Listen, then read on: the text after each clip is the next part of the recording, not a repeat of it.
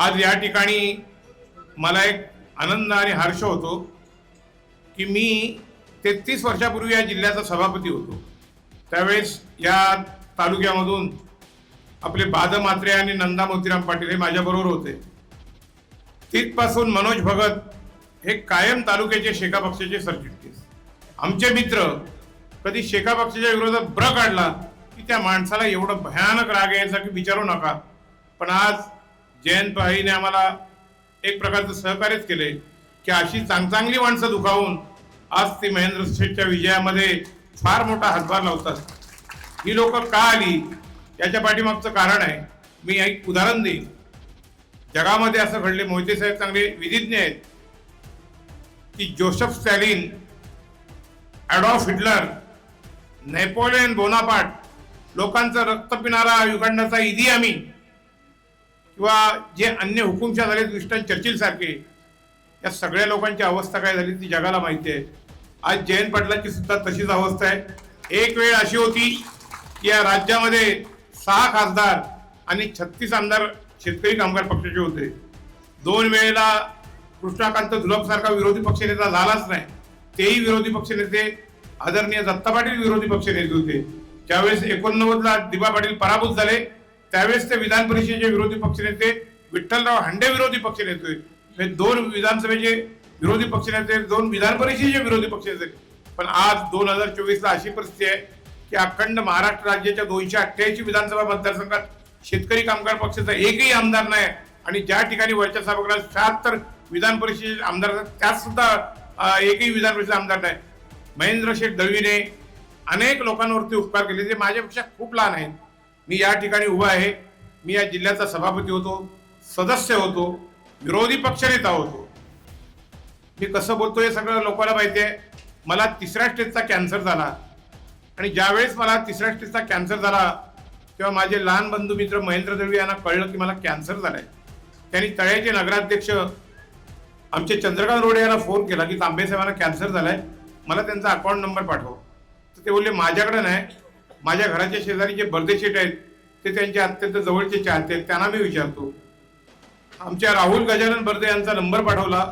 त्या नंबरवरती माझ्या कर्करोगावर उपचार करण्यासाठी मी राष्ट्रवादी काँग्रेसचा, ते शिवसेनेचे, मी बौद्ध समाजाचा, ते आगरी समाजाचं, कसलं रक्ताचं नातं नाही, काय नाही, फक्त माणूस म्हणून माझ्यावरती प्रेम करत असताना त्यांनी मला काही लाखाचा धनादेश आमच्या मित्र राहुल गजानन बर्दे यांच्याकडे पाठवला।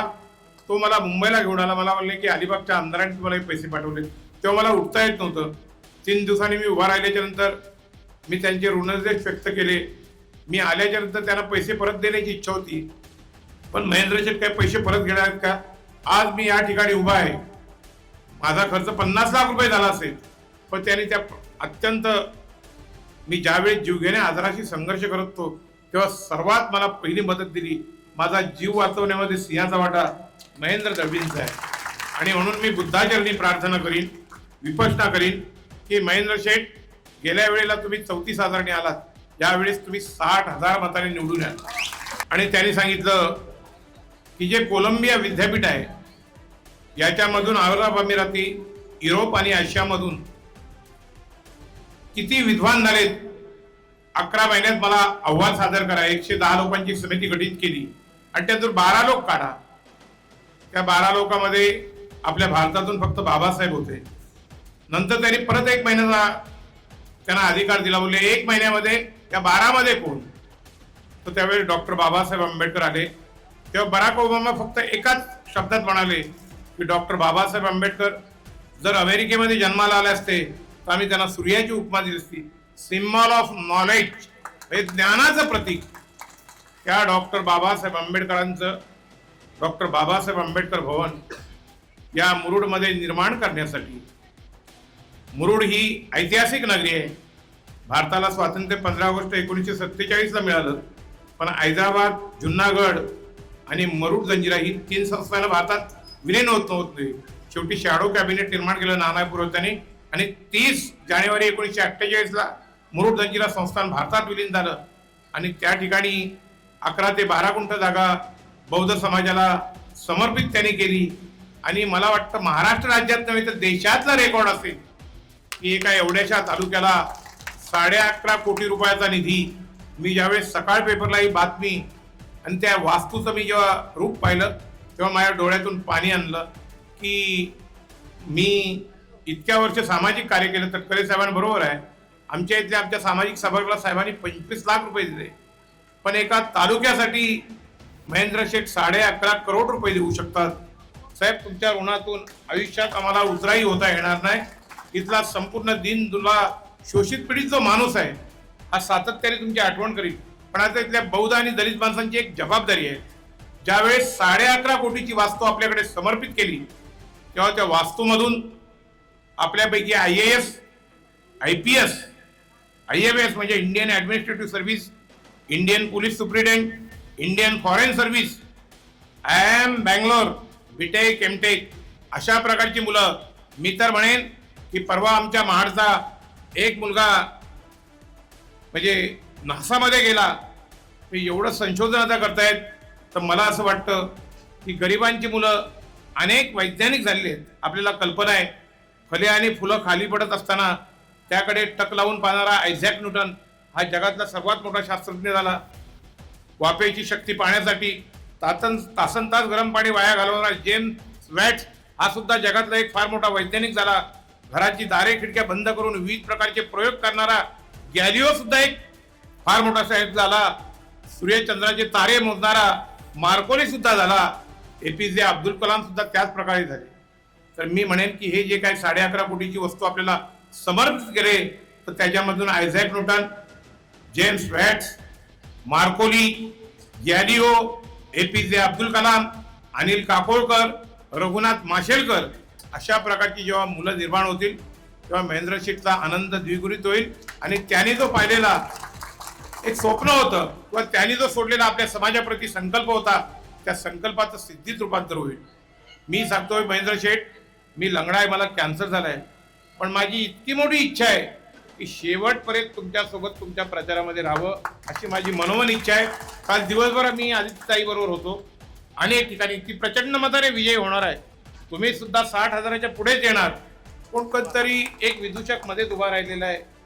आमचे महेश शेठ त्यांच्या बाबतीमध्ये बोलतील, मी काय बोलणार नाही, कारण त्यांची विद्वत्ता किती, पात्रता किती, मराठी भाषा ज्ञान किती आहे, साहित्य सभासद त्यांना किती ज्ञान आहे हे सर्वांना अवगत आहे. कारण खेडेकर मॅडम ह्या आमच्या माध्यमिक शाळेमध्ये अध्यापिका म्हणून त्यांनी उच्च अध्ययन केले, त्यामुळे त्यांना या सर्व गोष्टीची माहिती आहे. तर त्यामुळे विधानसभा नक्की कुणी लढवावी. आता एकदा त्यांनी काहीतरी चित्राताई पाटील आणि त्यांचे सहकारी म्हणाले की त्यांचं शिक्षण कमी आहे, ते विधिमंडळामध्ये बोलत नाही. जर विधिमंडळामध्ये बोलले नसते तर 400-450 कोटी रुपये आपल्या अलिबागच्या सिव्हिल रुग्णालयाला आले असते का?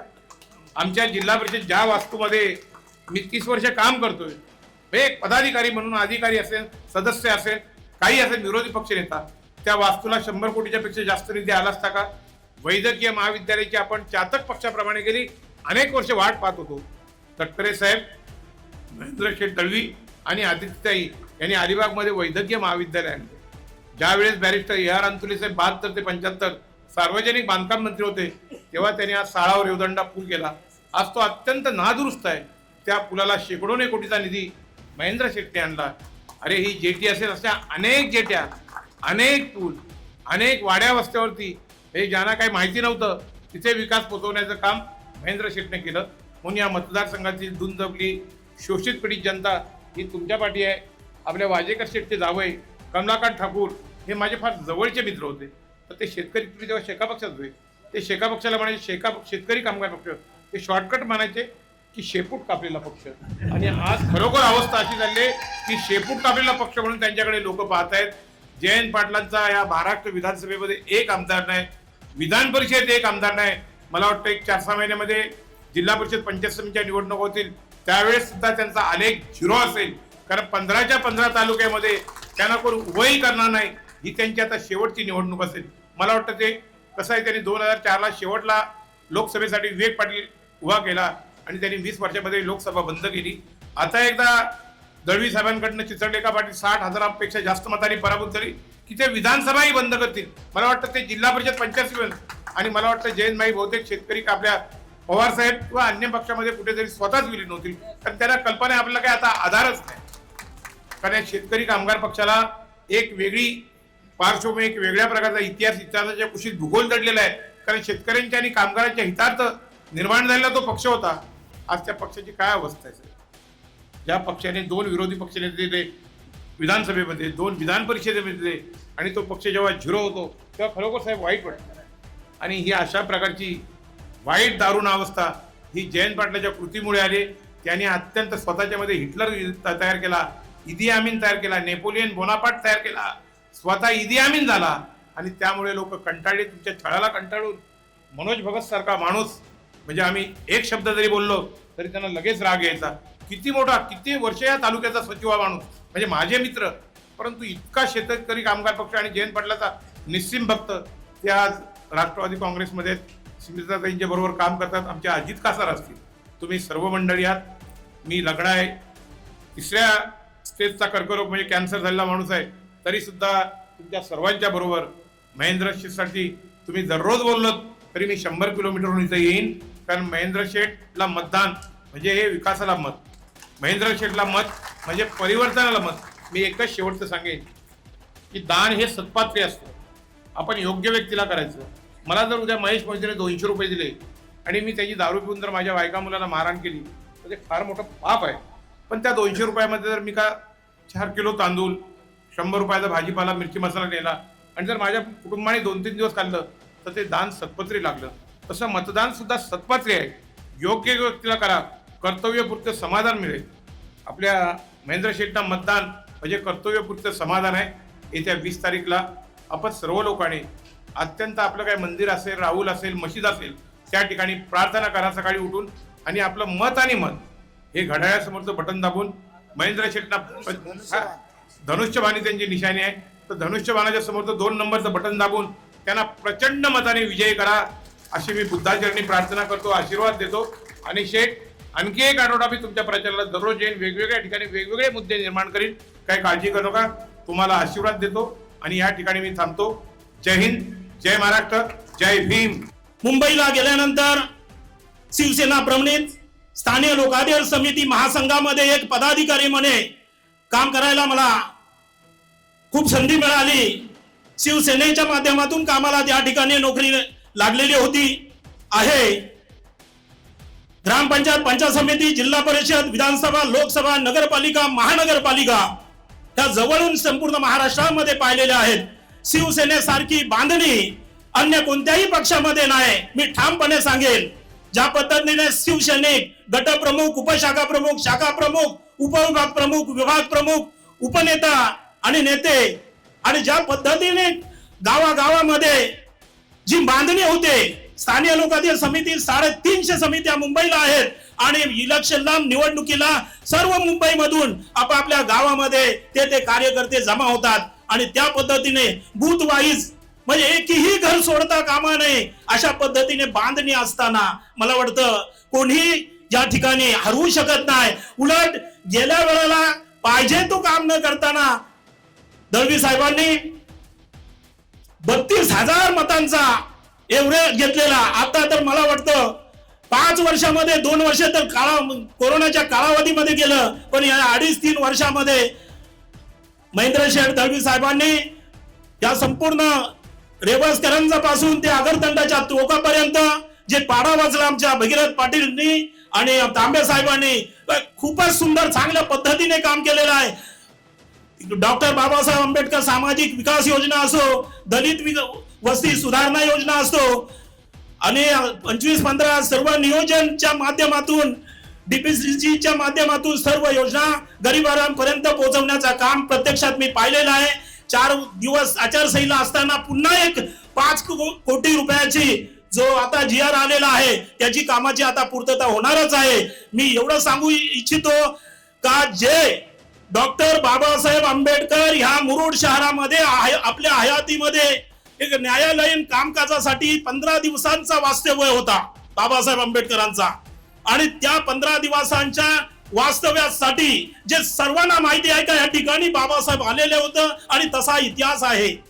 आणि त्याच्यामुळे गेल्या 45 वर्ष आम्ही डॉक्टर बाबासाहेब आंबेडकरांचं स्मारक, एक भव्य दिव्य इमारत, बहुउद्देशीय इमारत बांधण्याचा संकल्प केला होता, परंतु खूप त्यासाठी लढाई झाले, संघर्ष झाला.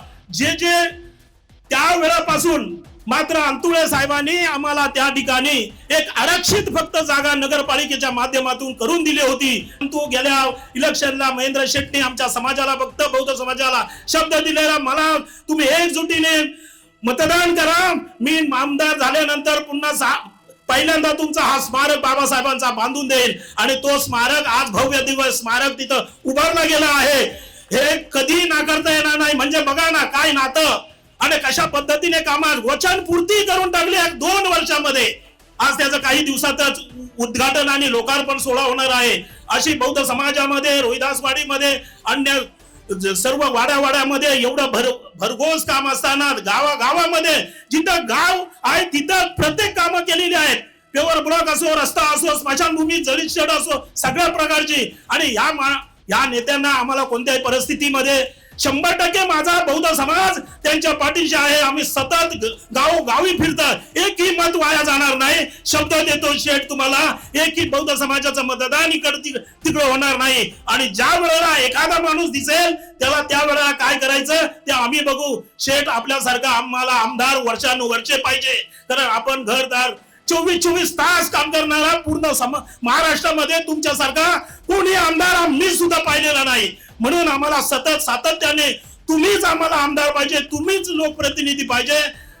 त्याच्यामुळे होऊ घातलेल्या 20 तारखेच्या निवडणुकीमध्ये आपली निशाणी धनुष्यबाण आहे. धनुष्यबाण चिन्ह 2 नंबरला आहे. त्या 2 नंबरच्या धनुष्यबाणा समोरील बटन दाबून शेठ यांना प्रचंड 60,000 मतांनी विजयी करा. आपले मत वाया घालू नका अशी सर्वांना मी नम्र विनंती करतो. जय हिंद, जय भीम, जय महाराष्ट्र. पण एवढी भाषणं सुंदर होती की ती संपूच नाही असं मला वाटत होतं. कारण एकंदर ज्या पद्धतीचा आमचा सगळ्यांचा प्रवास आहे हा एकामेकाला हात धरूनच आहे. कधी सोडला तरी परत आम्ही पकडतो असं हे मंच आहे. त्यामुळे सगळेच ज्येष्ठ श्रेष्ठ या मंचावर आहेत. आणि आजची बोरलीची सभा ही दिशादर्शक आहे. म्हणून गहीबाईंचं मी नाव घेतो की त्यांच्याजवळ मी काम केलं कार्यकर्ता निश्चित आहे. आणि मग अंतुले साहेबांचे कट्टर समर्थक आणि गहीबाईंच्या गाडीवरती 1 ते 2 वेळेस अंतुले साहेबांना घेऊन मी थोडासा प्रवास केला आहे. म्हणून त्यांचा ड्रायव्हर खरं सगळ्यांनीच खूप छान पैसे मी काय ते सांगणार नाही आहे. पण आजची लढाई ही माझ्याशीच आहे, विरोधकांशी अजिबात नाही आहे. कारण विरोधकांनी जे चेहरे आता आपल्या समोर मांडलेत ते दरवेळेस चेहरा बदलून येतात आपल्या समोर. कधी सायकलवरती ढोंग करून येतात, नक्की सांगितलं बरोबर आहे. पण खरं आहे की 40 वर्षाचा इतिहास आपल्याला माहिती आहे. खरं तर मुरुड किंवा रोहा तालुका अलिबागपेक्षा दुर्लक्षित तालुका, कामा स्वरूपात थोडंसं कमी. पण तो विश्वास 2019ला तुम्ही माझ्यावर ठेवला आणि मला तुम्ही सगळ्यांच्या योगदानातनं मतदान आमदार केला. आणि मोहिते साहेबांनी सांगितलं महायुतीचा आमदार, महाआघाडी झाली, पुन्हा महायुती कशी झाली, मग कोणावर आरोप झाले, काय झाले. पण मी त्याग केला जनतेसाठी. त्याला अनेक आरोप झाले की गद्दार आहेत, यांनी खोके घेतले, सगळं झालं. पण निव्वळ जनतेच्या प्रेमासाठी, जनतेच्या विकासासाठी आम्ही 40 आमदारांनी घेतला निर्णय आज खऱ्या अर्थाने लाडकी बहीणच्या रूपाने आज समोर आले. पण अनेक योजना आहेत, त्या योजनांवर बोलणार नाही मी, सगळ्यांना माहिती आहे. पण मुरुडचा किंवा रोह्याचा सर्वांगीण विकास करण्यासाठी ज्या पद्धतीने महायुतीचे सर्व नेतेगण खरं तर या 5 वर्षामध्ये ज्या पद्धतीने काम केलंय आपण बघितलं की या उसरुली गणाच्या सगळ्या ग्रामपंचायतीमध्ये प्रामाणिकपणे कामास्वरूपात पोहोचण्याचं जे ध्येय होतं ते 50% नाही 50% पर्यंत पूर्ण करायचा प्रामाणिक प्रयत्न केला. कारण मगाशी येताना काँग्रेस रस्ता नाही, परवा पण मी आलो, पण बघितला आनंद वाटला. कित्येक खड्डे असायचे की पिढ्या दर पिढ्या बोरली ते बोरली गाव रस्ता हा अतिशय दयनीय, म्हणजे पाणलोट रस्ता असं आपण म्हणता येईल. किंवा नाक्यावरती आमच्या रिक्षावर उभे राहायचे, समोर खड्ड्याचं पाणी त्यांच्या अंगावर उडायचं, ही परिस्थिती होती. आज येताना आनंद वाटला की काहीतरी काम करून मी आतमध्ये आलोय. आणि म्हणून सगळ्यांचे चेहरे बघितल्यावर खरं तर आमच्या सरपंच आहेत, खरं तर लकी आहेत. आणि खरं तर त्यांच्या कारकिर्दीमध्ये बोर्लीचा सर्वांगीण विकास होण्याचं जे स्वप्न आम्ही बघितलं ते खरं तर ते पूर्ण होत आपण निश्चित बघतोय. खूप साध्या स्वभावाचे आहेत. खरं तर राजकारण नवीन आहेत, यायचं की नाही यायचं अशा पद्धतीचं गणित होतं, पण आल्या सक्सेस झाल्या आणि जनतेच्या सेवेत रुजू झाल्या. आनंद आहे, तुम्ही चिंता करू नका, सगळं आम्ही बरोबर तुमच्यावर. आणि म्हणून आज विरोधकांकडे बोलण्यासारखं काय नाही आहे. मगाशी मोहिते साहेबांनी सांगितलं, काही लोक बॅटरीवर मतदार शोधतात रात्रीच तो प्रवास करतो, दिवसा प्रवास कधीच करत नाही. कारण काल पण आम्ही चनेर विभाग होतो, खरंच कुठेतरी गाड्या पार्क होताना बॅटरीवर शोधत होते लोक. अशी लोक सापडत नाही आहेत, खूप कष्ट करावं लागते. गेल्या 36 वर्षाचा माझाही राजकीय प्रवास आहे आणि 11वी निवडणूक आहे माझी, मी काय नौका नाही आहे. आणि शेका पक्षाचं हद्दपार झाली आहे. बघा, ज्या जयंत पाटलांनी शपथ घेतली होती की उभा आयुष्यात मी काँग्रेस भवनची पायरी चढणार नाही आहे, माझ्या जनतेमुळे त्याला पायरी चढावं लागली. एक एक पायरीवरती आपला प्रत्येक शब्द आणि शब्द तेव्हा उमटत होता. खरं आहे की अनेकांना राजकीय ज्ञान देणारी व्यक्ती असं स्वतःला समजत होते. सुदैवाने त्यांना वसा वारसा मिळाला दत्ता पाटलांचा, प्रभार पाटलांचा. आणि म्हणून जयंत पाटलांची ओळख, ती ओळख पुसण्याचं काम मी निश्चित केलं. विधान परिषदेत जो शब्द दिला होता की ह्याला पाडणार म्हणजे पाडणार, बरं मी चिखलात लोळलो, माझा आनंद व्यक्त केला, पण त्याला पाडला. याचं कारण असं आहे, अनेकांची संसार या लोकांनी उद्ध्वस्त केली आहे आणि म्हणून माझ्यासारखा आमदार जन्माला आला. तो त्याग आहे. आणि म्हणून त्याला सांगितलं का शेवटचा, जसा तुम्ही मला आमदार केलात, मी काय कमिटेड आहे, काही शब्द तुम्हाला दिलेले आहेत की शेका पक्ष या भूमीवर दिसलाच नाही पाहिजे, ते व्रत घेऊन मी खऱ्या तरी काम करतो. 12-12, 15-15, 20-20 तास मी काम करतो. मी रात्रीच्या 3ला झोपलोय, मोदीच आम्ही होतो सगळे. हे फक्त याच्यासाठी की अन्यायाची जी हद्द होती त्यांना हद्दपार करण्यासाठी तुम्ही मला आमदार केलात आणि मी तुमचं देणं लागतो. त्या देण्यास्वरूपात मी काम. आज बघितलं की अनेक जुने मंचावर शेका पक्ष नेते आहेत. आमचे कासासाहेब आहेत, आप्पा आहेत, इकडे मधुशेठ आहेत. आणि मग सांगितलं की शेका पक्ष बोललं की त्यांना राग यायचा, अंगावरती यायचे. पण आता त्यांनी पवित्र बदललं आहे. त्यांनाही वाटतं की आपल्या आयुष्याची 25-30 वर्ष फुकट गेली. आणि खरं आहे, माझं एकच आहे की माझ्या एवढा जेव्हा कार्यकर्ता माझा मोठा होईल तेव्हा खऱ्या अर्थाने माझं स्वप्न पूर्ती होईल. मीच मोठा होऊन फायदा काय, माझ्याकडेच पैसे असून काय फायदा आहे. माझा कार्यकर्ता हा तेवढाच सक्षम झाला पाहिजे. आणि म्हणून महाराष्ट्र राज्याचे आदरणीय मुख्यमंत्री शिंदे साहेबांच्या मान्यतेने, आदेशाने खऱ्या अर्थाने अलिबाग मुरुड रोहाचा सर्वांगीण विकास करत असताना जी स्वप्न आम्ही बघितली त्याची 50% पूर्तता करून मी चाललो आहे. आता काही लोक विजन सांगायला लागले, मी तर करून आलोय तुमच्या समोर. आणि आज जी जनता उतरली, मला आश्चर्य वाटत तामस आहे. कारण आपली सभागृहातली सभापती असताना अनेक भाषणं मी ऐकायला जायचो, तेव्हा मी ग्रामपंचायत सदस्य साधा होतो. पण जिल्हा परिषदेची मीटिंग मी त्या गॅलरीमधून ऐकायला जायचो.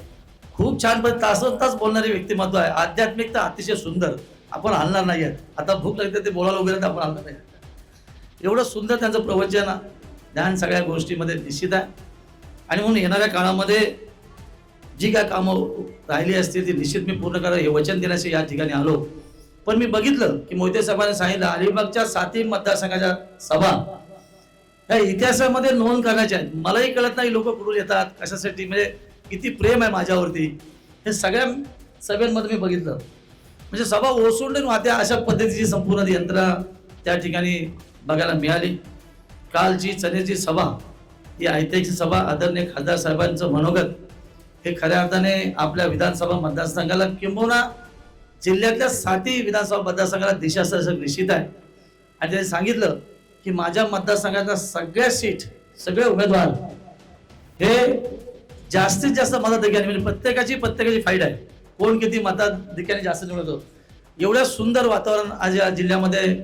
साहेबांचं देखील अतिशय सुंदर काम आहे. कारण त्यांचा कार्यकर्ता म्हणून काम करत असताना, त्यांच्या पक्षात काही काळ काम करत असताना, किंबहुना त्यांच्या पक्षात असताना नुपाल पाटीलला पाडले, त्याचीच पत्नी आज उभी आहे, जयंत पाटील सून, तिलाही मीच पाडणार आहे.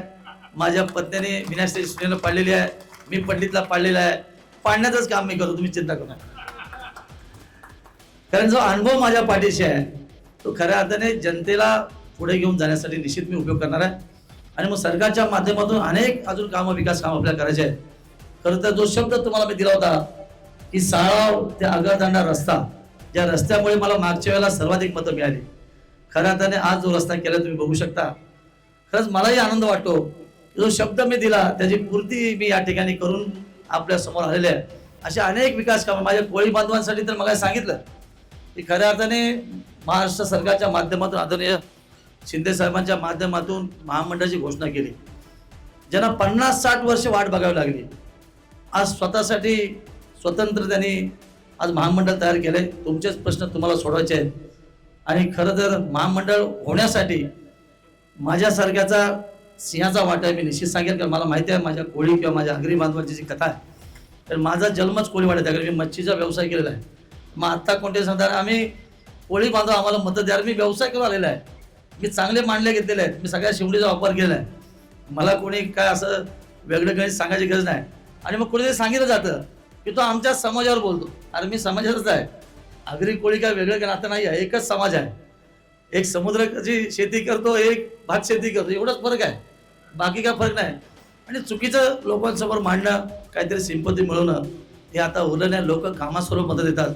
आणि म्हणून 2019ला खऱ्या अर्थाने जो विश्वास माझ्यावर ठेवलात आणि त्या विश्वासाला पात्र होत असताना सरकारचा आमदार म्हणून अशाही कटू प्रसंगामध्ये पहिल्या 2 वर्षाच्या येत्या मागच्या 2-2.25 वर्षामध्ये जेवढं शक्य आहे तेवढं प्रामाणिकपणे काम करायचा मी प्रयत्न केला. आणि म्हणूनच आज खऱ्या अर्थाने जनता सर्वपक्षीय रस्त्यावर उतरली. याचा सगळ्यात जास्त मला आनंद आहे. मला अनेक जण सांगतात, माझ्या भगिनीला खूप सांगतात, शेत कशाला फिरता तुम्ही, आम्ही आहोत तुमच्यासाठी. आणि खरं आहे, मला आनंद वाटतो की ज्याच्यासाठी केलं त्याच्या तोडून असं वाक्य आलं की हायसं वाटतं, बरं वाटतं. आणि म्हणून मी 36 वर्षात जे पेरलं ते आता उगवलंय. 19ला उगवलं, आताही उगवणार आणि चांगल्या मताने उगवणार निश्चित. मी आशावादी आहे, कारण तुम्हाला मला भूक पण लागलेली आहे ना, अधिक काय बोलणार नाही आहे. पण 20 तारखेचा दिवस हे आपल्यासाठी एक ऐतिहासिक दिवस आहे. शेका पक्षा व्यतिरिक्त दुसऱ्यांदा कुठल्याही पक्षाचा कधी आमदार झाला नाही आहे. तो बहुमान मला मिळणार आहे आणि त्याच्यासाठी तुम्हाला प्रयत्न करायचा आहे. आणि दुसरं म्हणजे शेका पक्ष जिल्ह्यातनं हद्दवर्गाने हीच ती वेळ आहे, 20 तारखेचा दिवस. आणि म्हणून सगळ्यांनी, सगळ्या माझ्या मायमाऊली असतील, माझे बंधू असतील, माझे सगळे सहकारी असतील, माझे मार्गदर्शक नेते असतील, मग सांगितल्याप्रमाणे सकाळपासून संध्याकाळपर्यंत म्हणजे मतदान सुरू झाल्यापासून मतदान बंद होईपर्यंत एक क्षणी वाया घालू नका. प्रत्येक शेजारी आपले मित्र असतील त्या सगळ्यांना सांगा ही लढाई आपली आपल्याशीच आहे आणि महत्त्वपूर्ण लढाई आहे. याच्यामध्ये अनेक गोष्टी खऱ्या अर्थाने सिद्ध होणार आहेत. कोणतरी संपणार आहे, कोणतरी वाढणार आहे, अशीच प्रक्रिया आहे. त्यामुळे सज्ज व्हा. माझं नाव सगळ्यांना पाठ आहे, माहिती आहे, सगळ्या गोष्टी नावासमोर सांगायची गरज नाही. पण धनुष्यबाण लक्षात ठेवा, जे आपलं बोध चिन्ह आहे, धनुष्यबाणासमोरचं बटन दाबा आणि 60 नाही 60पेक्षा जास्त हजारच्या मताधिकारी मला निवडून द्या आणि पुन्हा एकदा आपली सेवा करायची संधी द्या, ही आपल्याला विनंती करतो. पुन्हा एकदा मंचावरील सर्व ज्येष्ठ मान्यवर आणि उपस्थित सर्व उसुरी गणातले सन्माननीय सगळे मान्यवर बंधू आणि भगिनींना मानाचा मुजरा करतो, नमस्कार करतो.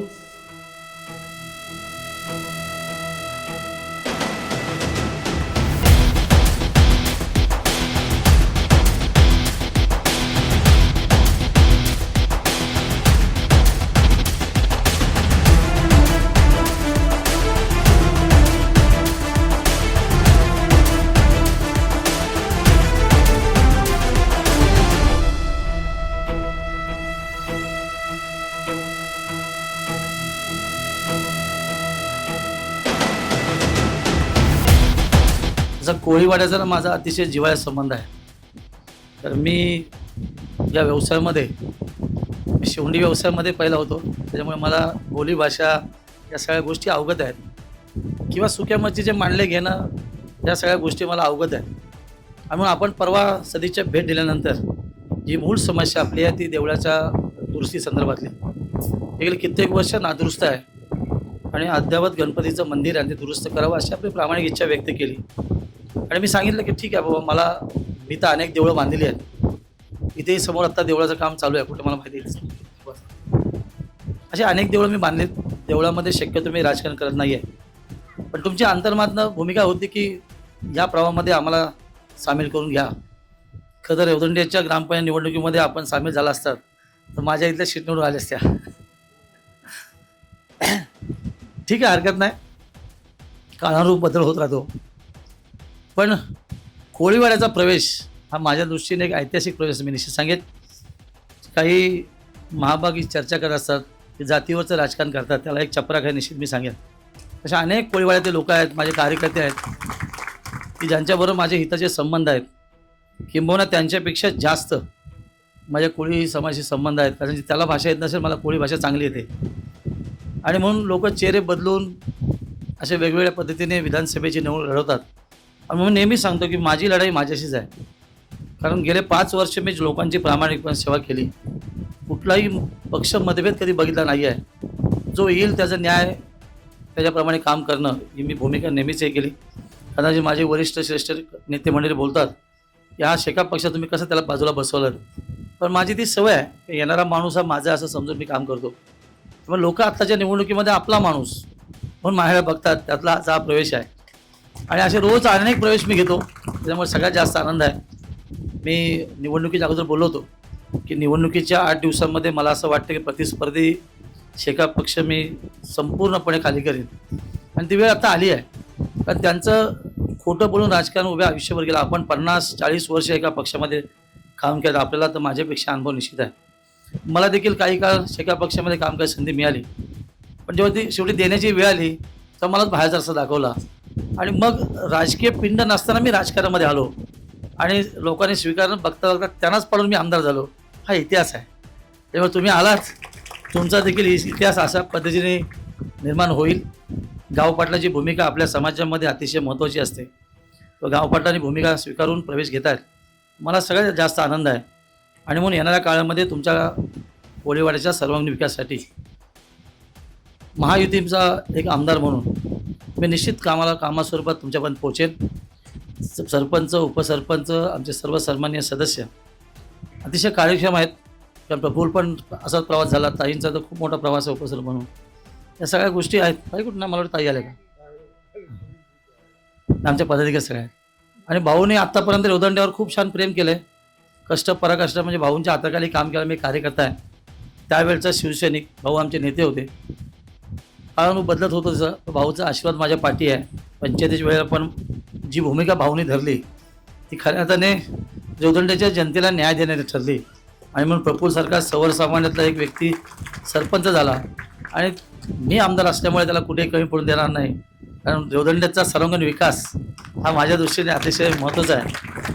आणि म्हणून जे कार्यकर्ते माझे सगळेच आहेत किंवा माहितीचे कार्यकर्ते आहेत, सगळेच नेते मंडळी खूप छान पद्धतीने काम करते, याचा सगळ्यात जास्त आनंद आहे.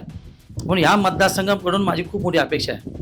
मग रोदंड्याचा जसा निकाल लागला, सरपंच प्रफुल्ल त्या ठिकाणी विराजमान झाला आणि माझ्या अपेक्षा वाढल्या. त्याच्यामुळे मला असं वाटतं की सरपंचाच्या वेळेला मिळालेला लीड लोकसभेला याची गोळाबेरीज माझ्यासाठी व्हायला पाहिजे असं मला वाटतं. आणि म्हणून चौल असेल, अतिशय सुंदर वातावरण चौल आहे, नागाव आहे, वरंडे आहे, या मतदारसंघातल्या सगळ्या पंचायती आज एखादी माझ्याबरोबरती आहेत. आणि म्हणून माझा विषय निश्चित आहे विजय. आणि मग मी सांगतो नेहमी की माझी लढाई माझ्याशीच आहे. आता प्रतिस्पर्धी ताई बी येतात सगळ्या अगदी त्याच्या पद्धतीने, पण पूर्व इतिहास सांगतात ते माझ्या चुलत सासऱ्याने काय केलं, सासऱ्याने काय केलं, त्यांच्या नवऱ्याला पण मी पाडला आहे, त्याच्या सासऱ्याला पण मी पाडलं आहे. आणि त्यालाही पाडण्यात ताकद माझ्यामध्ये निश्चित आहे. कारण माझा स्वभाव लोकांप्रमाणे लोकांसारखा आहे आणि महिलांचा मी आदर करणार. त्याच्यामुळे पुढे चिंता करू नका. पण महिलेवरती असं बोलणं उचित नाही. पण एकच लाडकी बहीण योजना जी आत्ता आपल्या घराघरात आली ती खऱ्या अर्थाने महाराष्ट्रामध्ये फेरबदल करत असताना याही माझ्या मतदारसंघामध्ये किंवा या पंचायतीमध्ये फेरबदल करून 20 तारखेच्या होऊ घातलेल्या मतदानाच्या दिवशी आपल्या सर्वांचं 100% मत हे माझ्या मतपेटीमध्ये धनुष्यावर पडेल अशी मी अपेक्षा व्यक्त करतो. पुन्हा एकदा वचनबद्ध होतो की जो शब्द मी दिला आहे तो ॲज इट इज आत्ता पाळतो. आणि आजपासून तुम्ही माझे झालात आणि मी तुमचा झालो, हे नातं आपलं कायमस्वरूपीच राहील. येणाऱ्या सगळ्या निवडणुकांमध्ये तुम्ही माझ्या बरोबर राहाल अशी अपेक्षा व्यक्त करतो. आपले अनेक नातेवाईक या परिसरामध्ये असतील, त्यांना देखील सूचित करा की तुमच्यातले जे कार्यकर्ता आमदार म्हणून दुसऱ्यांदा अशी आजमावतो. आणि म्हणून मोहिते साहेबांनी सांगितलं की मी रेकॉर्ड मोडणार आहे की शेका पक्षाव्यतिरिक्त दुसऱ्यांदा कोण आमदार झाला नाही आहे. तो सर्वाधिक मताचा आमदार होण्याचा बहुमान मला निश्चित मिळणार आहे. आणि येणाऱ्या काळामध्ये आपण जसं आता इथून साफ केला शेका पक्ष, तसं मी तालुक्याच्या जिल्ह्यातनं हद्दपार करणार एवढं निश्चित. अशासाठीच की कोणा लोकांच्यावर अन्याय होऊ नये आणि अन्यायाविरुद्ध लढणारा कार्यकर्ता असल्यामुळे त्या भूमिकेतनं समाजकारण राजकारण येत असं लोकांनी मला स्वीकारलंय आणि 20 तारखेला मला लोक स्वीकारतील आणि 23 तारखेला पुन्हा आपला निबंध देतो की आनंद उत्सव साजरा करण्यासाठी आपण अलिबागला यावं ही विनंती.